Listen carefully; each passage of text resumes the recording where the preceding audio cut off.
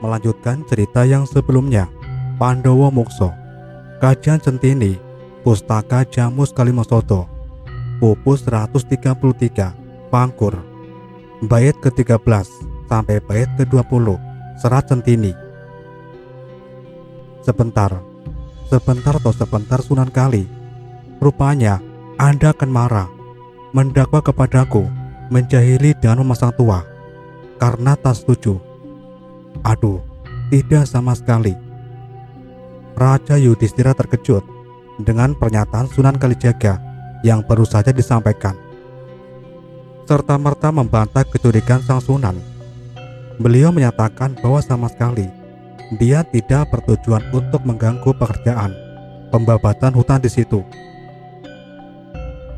Adapun keberadaan saya di sini bukan baru sekarang ini, tapi sudah lama melakukan pertapa sesuai petunjuk isyarat yang diterima ketika saya bertapa di dasar samudra selama 600 tahun.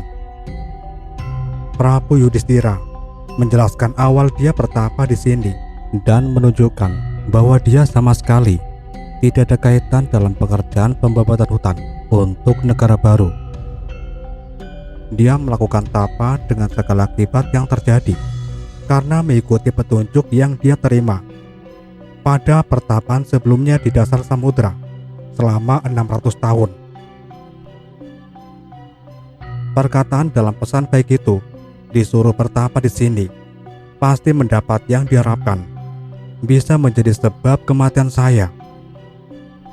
Prabu Yudhistira menjelaskan bahwa pertapaannya tidak ada sangkut pautnya dengan pendirian negara baru tersebut. Dia hanya mematuhi pesan yang baik yang diterima ketika bertapa di dasar lautan, yakni agar kehendaknya untuk mati tercapai. Dia harus bertapa di hutan Gelegawangi.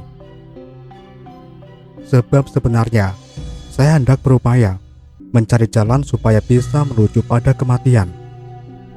Sang Prabu menyatakan kalau sudah lama beliau hendak mencari jalan kematian sebagai penyempurnaan dari kehidupannya di dunia ini, karena sudah sangat lama beliau hidup di dunia ini. Sudah cukup pengabdian yang dilakukan dan sudah waktunya kembali ke surga. Namun jalan kematian begitu sulit ia dapatkan. Ketika mendengar Kanjeng Sunan terlihat raut mukanya manis, ramah keluarnya perkataan, lalu bertanya dengan perkataan yang menyenangkan, "Duhai Tuan sahabatku, mengapa Anda tidak bisa mencapai kematian?" Lega hati sang Sunan ketika mendengar bahwa Prabu Yudhistira bukan orang yang berupaya menghalangi pembabatan hutan itu, namun memang sang raja mengalami masalah sendiri yang perlu diselesaikan. Atas dasar kepedulian akan hal itu, Kanjeng Sunan Kalijaga bertanya, "Mengapa sampai Prabu Yudhistira kesulitan untuk mencapai kematian sehingga hidup terlunta-lunta di dunia sampai ratusan tahun?" Tersenyum sang Yudhistira, "Nah, begini Sunan Kalijaga. Ketika saya diwisuda sebagai raja, lalu diberi jimat oleh dewaku, namanya Kalimasoto, yang juga bernama Pustaka Jamus, sampai sekarang masih saya muliakan." Prabu Yudhistira menceritakan asal mula mengapa sampai dia tidak bisa mati. Pada waktu beliau dinobatkan sebagai Raja Marta, beliau diberi jimat yang berupa pustaka atau buku, namanya Kalimasoto. Kitab itu juga disebut Pustaka Jamus. Pustaka itu sampai sekarang masih dia muliakan. Letaknya menyatu di tangan kanan, malah sudah sangat lama. Tangan tak bisa terayun dan tak bisa mengembang. Di awal sudah disebutkan bahwa orang tinggi besar itu sudah meletakkan tangan kanan yang tergenggam di atas kening. Ternyata hal itu dilakukan karena sangat memuliakan jimat yang ada di tangan kanan itu. Karena sangat lamanya tangan itu mengepal dan diangkat, sampai-sampai sulit untuk diturunkan dan dibuka genggamannya. Sunan Kalijaga yang terkena perkataan Prabu Yudhistira semakin keheranan. Akhirnya bertanya lagi. Adapun bunyi dari tulisan pada jimat itu seperti apa dan apa maknanya? Sunan Kalijaga keheranan mendengar penuturan Raja Yudhistira. Begitu mengagumkan ia pada jimat yang dipegang, sampai tangannya selalu diangkat dan digenggam, seperti sangat takut kalau sampai sesuatu di tangannya itu jatuh. Beliau penasaran sebenarnya apa isi dari jimat pustaka itu dan apa maknanya. Duhai Sunan Kalijaga, saya berkata sebenarnya, jangankan sampai melihat, membuka saja takut. Prabu Yudhistira mengatakan terus terang kalau belum pernah melihat tulisan yang ada dalam pustaka itu. Jangankan sampai melihat, hendak membuka saja takut. Sehingga isi dari pustaka itu apa juga dia tidak tahu.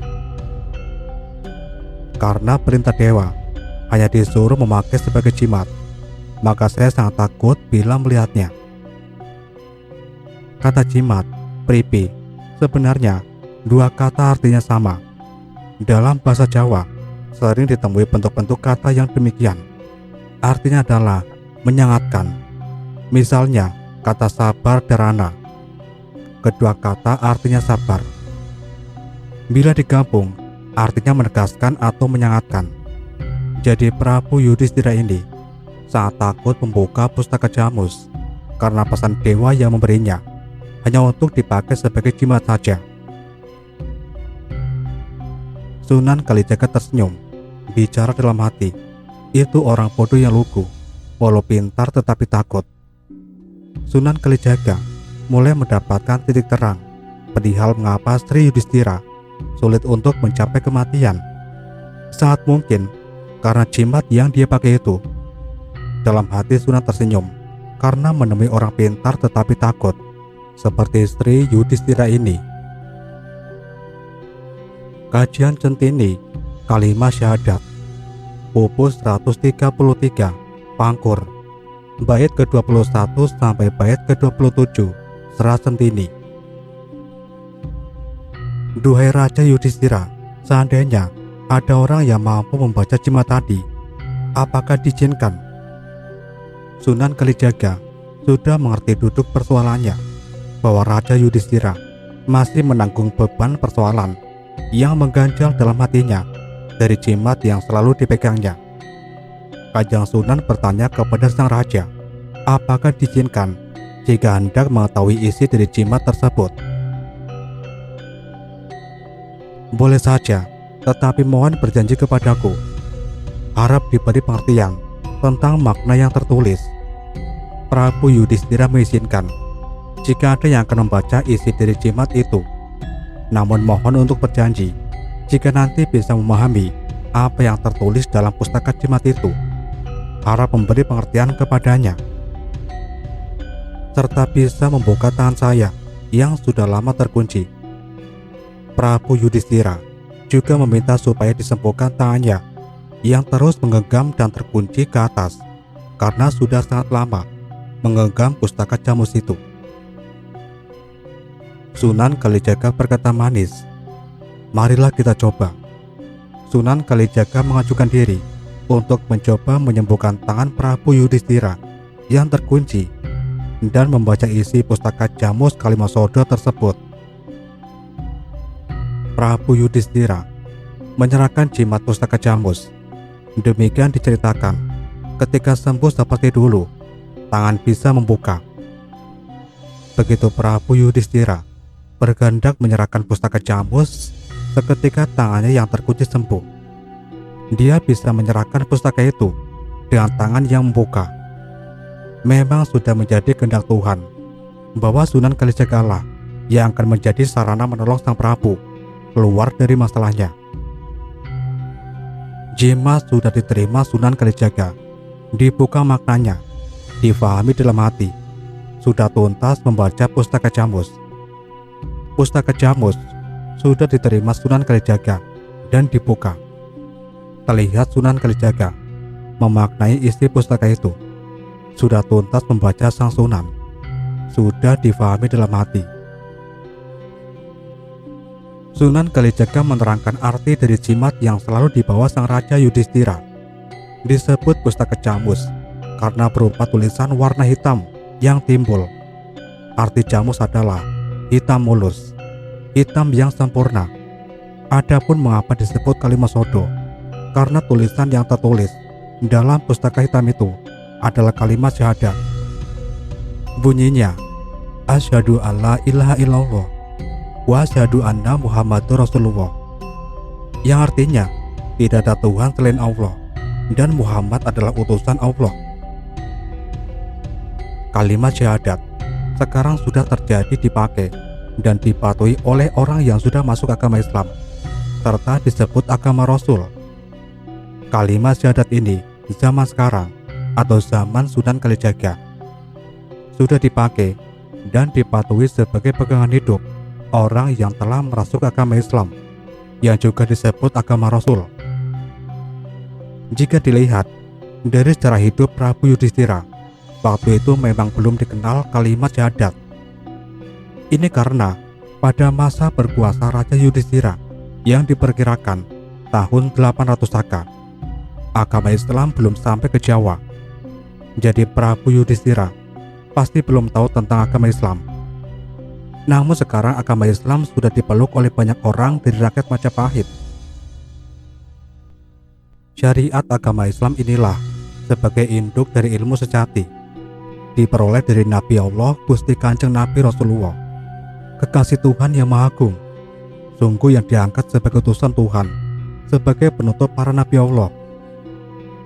Sunan Kalijaga menjelaskan tentang makna kalimat syahadat sebagaimana yang tertera dalam pustaka jamus kalimat sodo, bahwa kalimat ini sekarang sudah menjadi pegangan dari sebagian rakyat Majapahit yang telah memeluk agama Islam sebagai induk dari segala ilmu sejati, yakni ilmu yang diperoleh dari Nabi Allah yang diutus oleh Allah sendiri untuk mengajarkan kepada manusia tentang kebenaran yang sejati. Asalkan seseorang sudah beragama Islam dan sudah tuntas dalam ilmu agama, pasti sudah dapat mengetahui dengan sesama makna kalimat syahadat, akan menjadi bening hatinya sehingga mampu menjemput kematian dengan sempurna dan kembali ke asal mula kehidupan dengan tenang.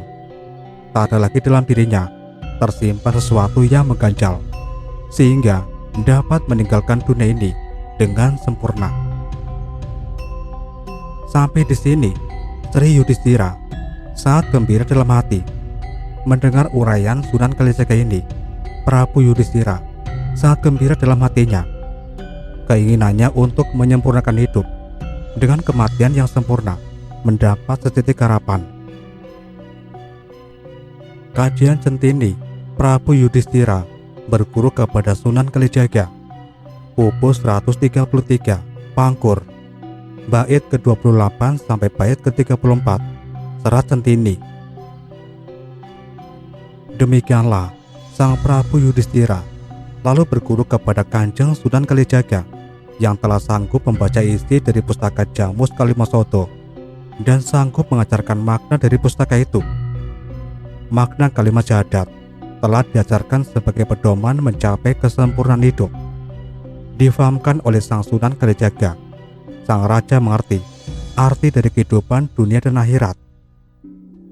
Kanjeng Sunan, pengacaranya semua sudah diterima, mengetahui sebelum kejadian, menjadi tidak samar tujuan akhir setiap makhluk. Kanjeng Sunan mengajarkan ilmu sangkan paraning dumadi, yakni ilmu tentang asal-usul manusia sebelum tercipta di bumi, sampai akhir tujuan hidup kelak sesudah meninggalkan dunia ini. Semua yang diajarkan Kanjeng Sunan sudah diterima dengan baik oleh Prabu Yudhistira. Was-was sudah tak terucap, tajam dalam penglihatan, tetap mantap sudah masuk agama Islam, tetap tuntas masuk dalam hati, menetes tepat sempurna. Sudah hilang rasa was-was dari dalam hati Sri Yudhistira. Rasa khawatir tidak terucap lagi. Sudah awas melihatannya terhadap segala kejadian. Sudah mantap hati masuk dalam agama Islam. Ilmu yang diajarkan sang guru sudah tuntas masuk ke dalam hati menetes tepat sempurna. Prabu Yudhistira merasa sudah bisa mati dengan sempurna. Sudah jelas tempat yang akan dituju. Sudah paham akan makna mati sajroning urip, yakni matinya keinginan diri dan munculnya kepasaran total kepada Tuhan. Sangat-sangat berterima kasih kepada beliau, kepada Sang Sunan, serta merta dengan penuh kerendahan hati hendak memuliakan Sang Guru dengan menyembahnya. Kedua tangan sudah mengatup, tubuhnya menunduk penuh hormat. Sunan Kalijaga begitu melihat sikap Prabu Yudhistira, segera bergegas mendekat. Dia tolak tangan yang mengucap hendak menyembah. Berkata manis Sang Guru, "Anda jangan menyembah saya. Walau Paduka menganggap saya guru, tetapi derajat saya lebih rendah daripada Paduka. Masih lebih tinggi derajat seorang raja seperti Paduka ini." Sunan Kalijaga melanjutkan, "Benar bahwa saya dipanggil Sunan atau Sinuhun, tempat orang menggantungkan diri. Namun derajat saya hanyalah wali saja. Wali hanyalah serupa dengan para resi dan pendeta di zaman Purwo. Zaman Paduka berkuasa dulu, jadi rasa hormat Paduka cukup diungkapkan dengan bersalaman saja." Prabu Dharma Kusuma menanggapi apa yang dikatakan Sang Sunan. Beliau mendekat dan keduanya bersalaman. Berkata pelan sang raja, "Duhai Sunan Guru saya, karena saya telah menerima penjelasan tentang sejatinya kemuliaan. Ingin rasanya saya hendak mengaturkan balasan yang baik sebagai rasa terima kasih atas pengajaran Anda. Namun rasanya saya tak punya lagi sarana yang bisa untuk membalas kebaikan Anda. Hanya ada pada saya sedikit barang yang tak seberapa nilainya. Jika Anda berkenan di hati, sudilah kiranya menerima." Sang raja lalu menunjuk pada sebuah kota di bawah tempat duduknya.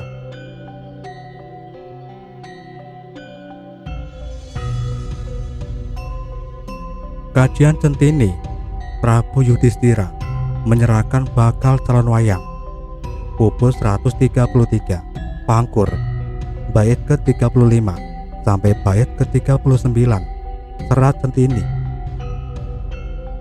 "Saya haturkan Paduka." Yudhistira berdiri, membuka kotak yang diduduki tadi. Isinya keropak dengan gambar 3 bayangan. Yudhistira menyerahkan hadiah sebagai ungkapan terima kasihnya kepada Sang Guru. Isinya berupa untaian daun lontar atau keropak yang memuat 3 gambar bayangan dan beberapa tulisan. Daun lontar adalah media menulis dari zaman dulu. Asalnya dari daun pohon tal, sering juga disebut rontal. Artinya daun pohon tal. 1. Sri Baladewa. 2. Raja Dwarawati. 3. Arya Werkudara. 3 gambar bayangan di daun lontar tadi merupakan gambar dari tokoh zaman Purwo. Pertama adalah gambar Sri Baladewa, Raja Madura. Kalau dalam serat Pustaka Raja Purwa, Madura adalah Pulau Madura yang masih menyatu dengan Nusa Jawa. Kedua adalah gambar raja dari Dwarawati, yakni Prabu Sri Batara Kresna. Kedua raja merupakan saudara sepupu dari Sri Yudhistira. Gambar ketiga adalah Arya Werkudara, adik kandung Sri Yudhistira sendiri.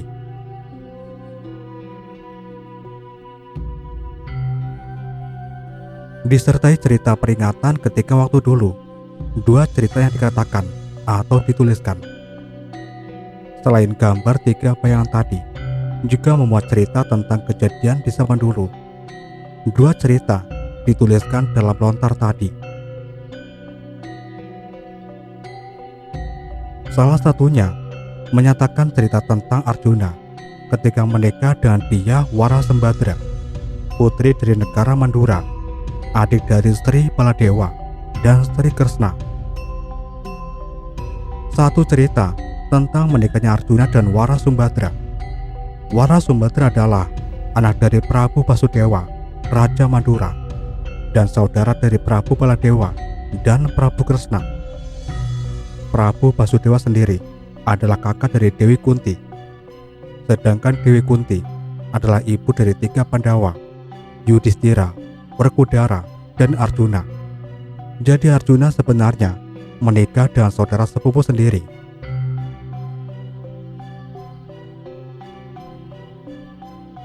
Pernikahan Arjuna dan Warasumbadra didukung oleh para dewata, Hyang Odipati, nama lain Hyang Guru, sampai mengirim pohon Dewadaru sebagai hiasan di tempat perhelatan pernikahan.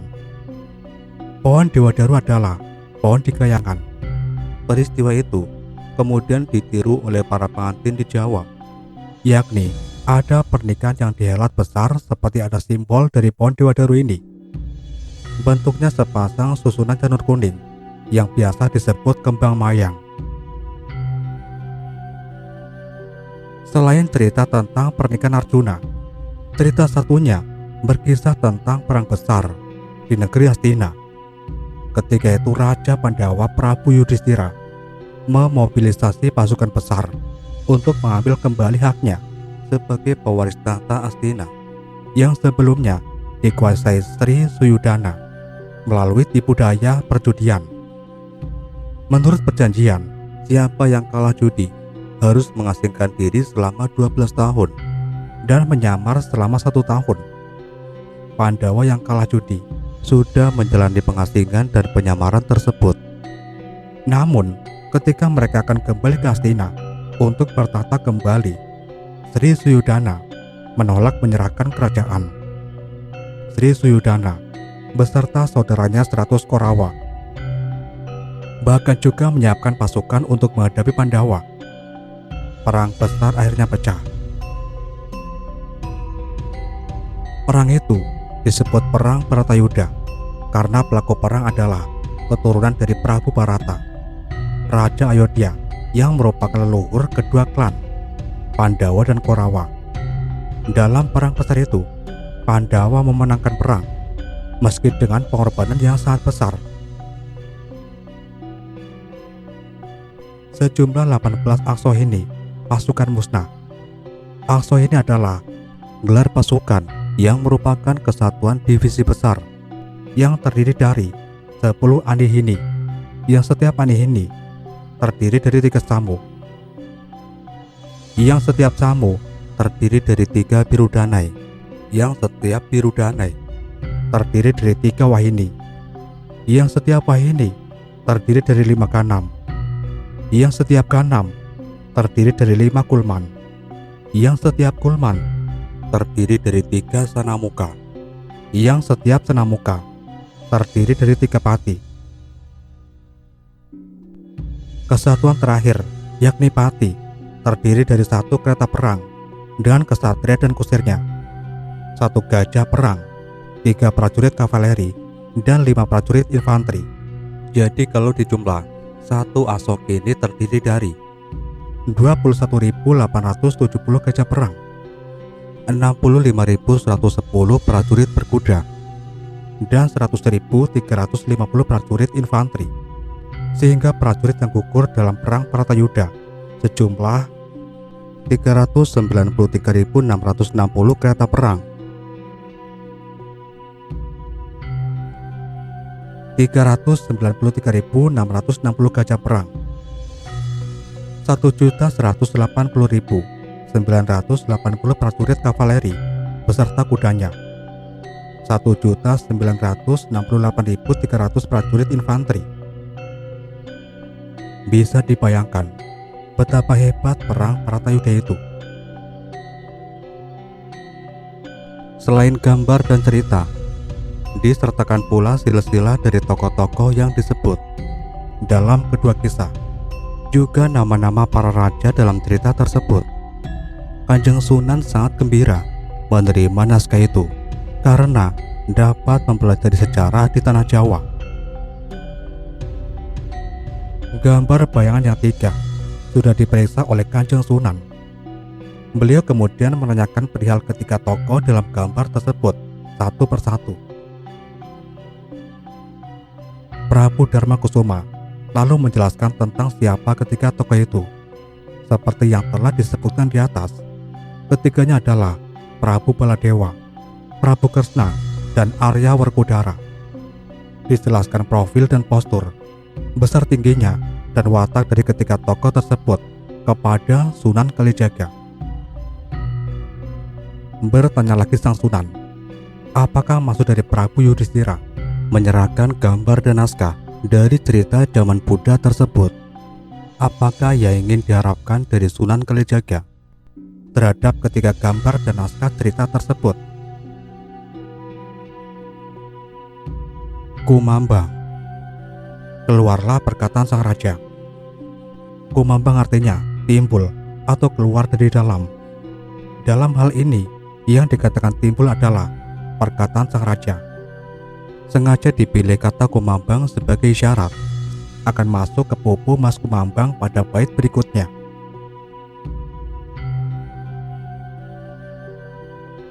Kajian Centini, Prabu Yudhistira Mangkat, dimakamkan di Demak, pupus 134, Mas Kumambang, bait ke-1 sampai bait ke-12, Serat Centini. Duhe Sunan guru saya, Arab diterapkan pada punggung kerbau besar, artinya pada kulit kerbau. Prabu Yudhistira meminta agar ketiga gambar bayangan tadi diterapkan pada kulit kerbau. Digambar pada kulit kerbau kemudian digunting sesuai gambar tadi. Jadilah bakal anak wayang yang kita kenal di zaman sekarang. Sebaliknya, tulang-tulang kerbau mohon dipakai sebagai bahan pewarna dari gambar tersebut. Kuliting gambar yang dimaksud dalam bait di atas adalah pewarna atau tinta yang dipakai untuk melukis atau sungging gambar tadi. Tanduk dari kerbau mohon dipakai sebagai otot penguat bagi kulit kerbau yang sudah dibentuk dan digambar. Otot yang dimaksud adalah sebagai penguat agar gambar kulit kerbau tadi tidak terlihat dan dapat berdiri. Inilah yang dimaksud sebagai campurit atau pegangan wayang. Setelah kulit gambar dipotong, lalu diberi campurit dari tanduk kerbau, maka lengkaplah anak wayang. Seperti yang kita kenal zaman sekarang ini. Prabu Yudhistira meminta, setelah lengkap anak wayang, lalu dijalankan cerita-cerita agar dapat dijadikan teladan dan contoh dalam kehidupan bagi segenap para raja, kesatria dan pasukan, para wanita dan para pendeta, dan segenap lapisan masyarakat dapat mengambil pelajaran dari pertunjukan wayang kulit tadi. Kelak, selama berabad-abad wayang kulit memang menjadi sarana pertunjukan sekaligus pendidikan moral bagi orang Jawa. Segera diceritakan Sri Raja Yudhistira. Setelah menceritakan uraian cerita zaman dulu, pamit sudah sampai waktu kematiannya. Setelah selesai pesan-pesan yang disampaikan, Sri Yudhistira segera pamit untuk menyempurnakan hidupnya, meninggalkan dunia dengan cara yang wajar sebagaimana manusia lain. Sekarang beliau tidak merasa terbebani dengan jimat Kalimasodo yang telah berhasil diuraikan oleh sang guru. Beliau dapat meninggal dunia dengan tenang. Puput Yuswo atau putus umur atau wafat. Wafat sudah Sri Yudhistira dengan sempurna menuju zaman suci. Jenazah sudah disucikan. Sang Sunan memberi syarat kepada para santri yang sedang membabat hutan untuk segera memakamkan Sri Yudhistira. Selesai sudah prosesi pemakaman Sri Yudhistira, beliau dimakamkan di tempat duduk dia bertapa, yakni di bawah pohon tempat dia bertemu dengan Sunan Kalijaga. Selesai pemakaman jenazah, lalu diberi tanda nisan batu, dibuat tanda dari nama Kyai Yudhistira. Lestari sampai sekarang di Barat Daya Masjid Demak.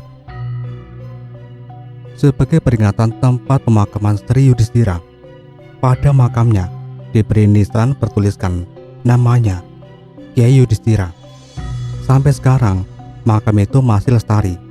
Letaknya di belakang Masjid Demak, arah barat laut. Ki Rasika berkata kepada orang-orang yang bertanya tentang cerita Prabu Yudhistira. Ceritanya sudah tamat. Inilah kisahnya makam nisan panjang di Masjid Demak yang dipercaya sebagai makam Kyai Yudhistira. Orang-orang yang mendengarkan cerita bertanya lagi, "Ki, apakah yang membebatutan berhasil? Apakah hutan sudah bersih menjadi seperti lapangan?" Ki Rasika menjawab, "Ada kelanjutan ceritanya. Hutannya sudah berhasil dibabat dan bersih seperti lapangan. Saya ceritakan sedikit kelanjutan cerita di atas." Kajian Centini, Wayang Kulit Pertama, Pupus 134, Mas Kumambang, bait ke-13 sampai bait ke-20, Serat Centini. Sunan Kalijaga telah selesai menjalankan tugas memimpin pembabatan hutan Gelagawangi sebagai calon kota raja kerajaan Islam yang akan dibangun. Beliau lalu melaporkan hasil pekerjaannya kepada Kanjeng Sunan Giri di Giri Kedaton. Di sana telah berkumpul para wali, sesepuh dan penasehat para kerajaan Islam. Sunan Kalijaga melaporkan dengan rinci apa yang baru saja dialaminya, termasuk beberapa pesan dari Prabu Yudhistira mengenai pembuatan anak wayang dan pesan agar diadakan pertunjukan wayang sebagai sarana pembelajaran kepada para kawula semuanya. Adapun kisah-kisah dari pertunjukan itu juga sudah diberi naskah yang asalnya dari zaman kuno. Para wali semua mendukung diwujudkannya pesan itu. Mereka merasa senang karena mendapat materi baru untuk berdakwah, mendekati masyarakat yang waktu itu sebagian besar masih memeluk agama lama. Diharapkan dengan media itu, dakwah para wali lebih menyentuh hati para pemirsa pertunjukan. Kemudian, mulailah para wali merancang satu persatu anak-anak wayang sesuai cerita yang ada. Sebagai patokan, diambil gambar dari ketiga gambar bayangan yang diserahkan oleh Prabu Yudhistira. Dari ketiga karakter itu diturunkan berbagai karakter gambar anak wayang yang mirip dan sesuai. Diberi perbedaan sedikit pada roman muka dan bentuk mata agar mencerminkan karakter anak wayang sesuai cerita. Kalau membuat anak wayang yang matanya berbentuk godongan, mencontoh dari gambar Prabu Baladewa. Kalau membuat karakter dengan mata bentuk liap, mengambil contoh dari Prabu Batara Kresna. Dengan sedikit perbedaan pada warna, tinggi dan besarnya anak wayang, sesuai karakter dalam cerita masing-masing. Bila membuat wayang yang gagah dan berani, mencontoh mata dari Raden Werkudara yang mentaleng, melotot. Ada banyak karakter yang mirip, tentu dengan sedikit perbedaan pada warna, corak pakaian, tinggi besar, dan lain sebagainya. Kajian Centini, Wayang Raksasa, Pupus 134, Mas Kumambang, bait ke-21 sampai bait ke-27, Serat Centini. Selesai para wali mereka-reka gambaran anak wayang sesuai 3 sketsa karakter yang dibawa oleh Prabu Yudhistira. Namun mereka kemudian merasa kesulitan ketika hendak membuat anak wayang dari tokoh raksasa, karena di dalam naskah disebutkan beberapa karakter praseksa raksasi seperti Prabu Baka, Dewi Arimbi, dan lain-lain. Sedangkan untuk tokoh ini, Kanjeng Sunan dulu lalai menanyakan kepada Prabu Yudhistira tentang wujud dan bentuknya. Apalagi menurut naskah yang dibawa oleh Yudhistira, para raksasa tadi mempunyai sifat yang buas dan pemakan bangkai, tetapi bisa tata janma. Tata janma atau tata jalma artinya bisa berlaku seperti manusia, yakni bisa berbicara dan bahasa manusia. Para wali merasa kerepotan membayangkan bentuk dan menggambarkan karakter wayang karena sifat-sifat raksasa yang aneh menurut ukuran zaman itu. Semua diam berpikir keras mencari ide gambar anak wayang raksasa yang sesuai dengan cerita. Dari keadaan serba buntu dari tempat mereka duduk, tampak ada seekor anjing yang berlari. Anjing itu menggondol tulang dengan gigi taring yang meringis. Sunan Kalijaga mendapat inspirasi gambar anak wayang raksasa. Roman muka dan sifat raksasa dibuat seperti anjing yang meringis tadi. Untuk mendapatkan karakter buas seperti hewan galak yang suka memakan daging, karakter anjing lebih cocok dibanding hewan buas lainnya, seperti macan, karena penampilan anjing liar tampak lebih ganas, agresif dan urakan. Beda dengan macan yang tenang, meskipun dalam keadaan lapar. Jadilah muka anak wayang raksasa dibuat seperti anjing meringis yang taringnya keluar, sedangkan tubuhnya dibuat mirip dengan tubuh manusia, karena raksasa memang bisa hidup seperti manusia dan bisa berbicara dengan bahasa manusia. Namun, sesuai karakternya yang buas, anak wayang raksasa dibuat agar tampak gagah, besar, tinggi, dan berkesan urakan, sehingga menakutkan. Kesan besar didapat dari pinggangnya, dibuat hampir rata. Perutnya dibuat tambun dan tubuhnya dibuat gemuk sehingga tampak depah. Depah adalah postur besar dan terkesan pendek karena besarnya itu. Bergagah adalah gestur tubuh sok gagah, disimbolkan dengan langkah kaki yang lebar. Anak wayang raksasa sepintas kalau dilihat memang menakutkan dan perkasa.